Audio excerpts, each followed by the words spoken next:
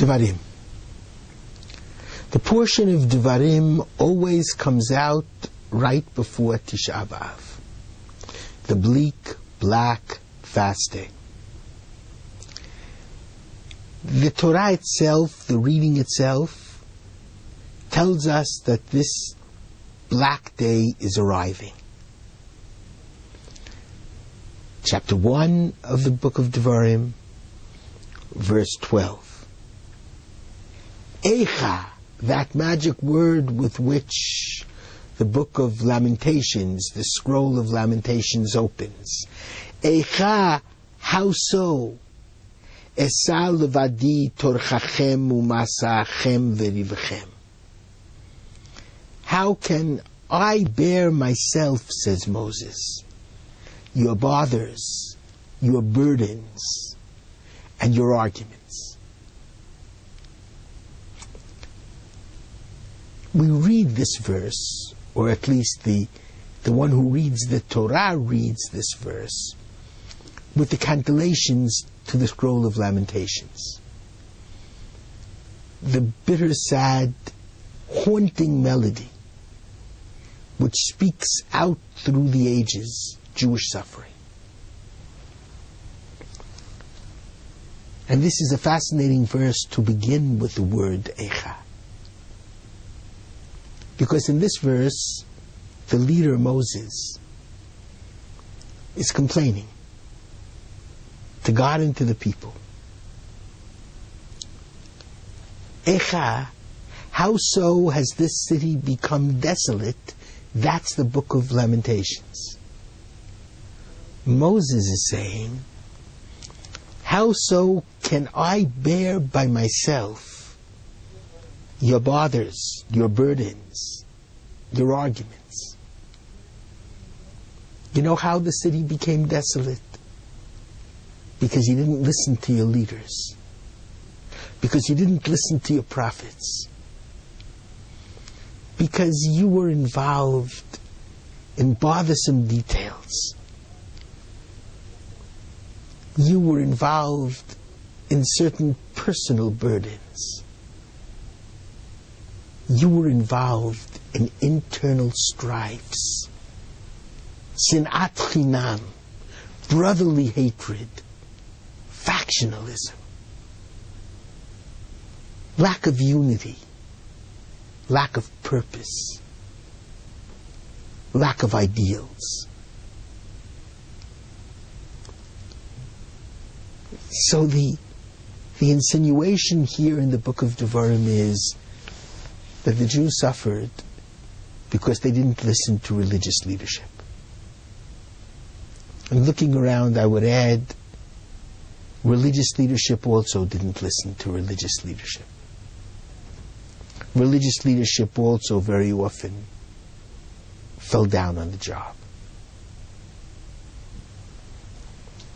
But you know,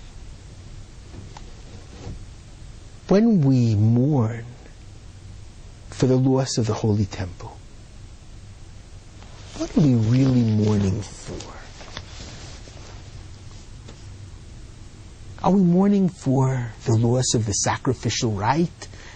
I imagine it was more powerful than prayer as we know and experience it in our regular Sabbath synagogues. But I don't think it was the sacrifices. After all, Rav Kook himself says that in the third temple, there will not necessarily be animal sacrifices. There will only be the meal offering, vegetable sacrifices. V'orva l'Hashem minchat Yehuda kimei olam uchashanim kadmoniot. What will be sweet for God in Judah is the mincha, the meal offering. And as Rav Kook explains it so very well, it would be impossible to contemplate lo yareyu v'lo yishchitu b'chol har kodshi, that in my entire holy mountain no one will do evil or will destroy anything else that will destroy animal life in the holy temple. So according to Rav Kook, during the third temple there will be no animal sacrifices. So what are we mourning over?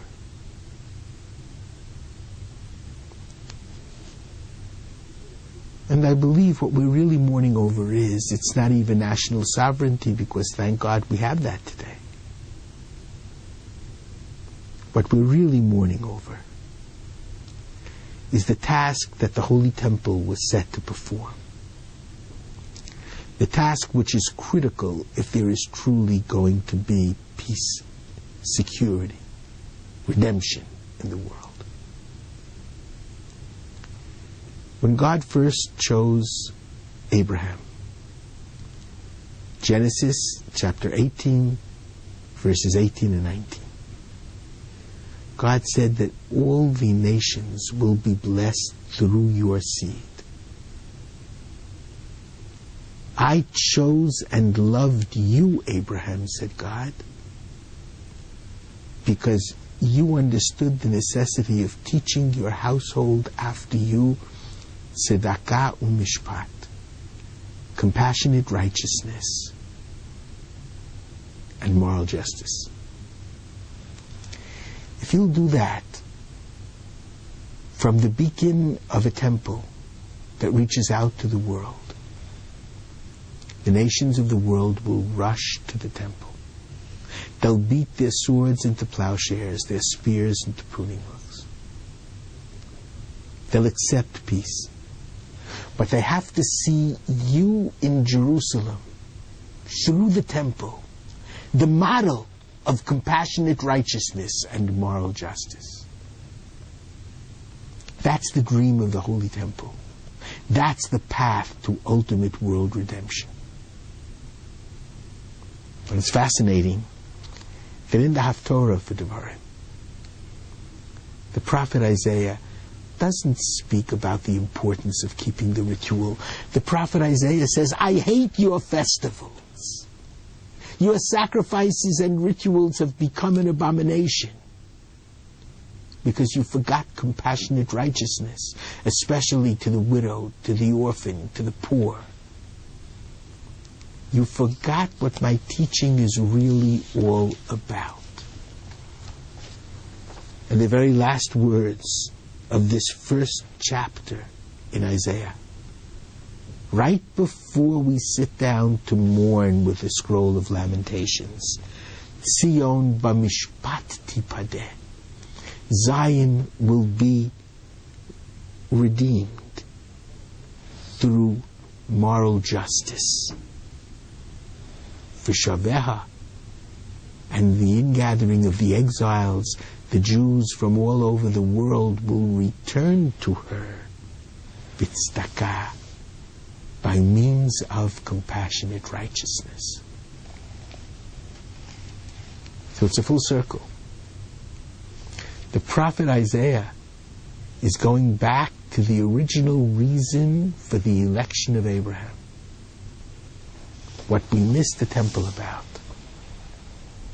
is the beacon to the world of compassionate righteousness and moral justice. That is crucial if indeed there is to be peace on earth and redemption for all. Shabbat Shalom.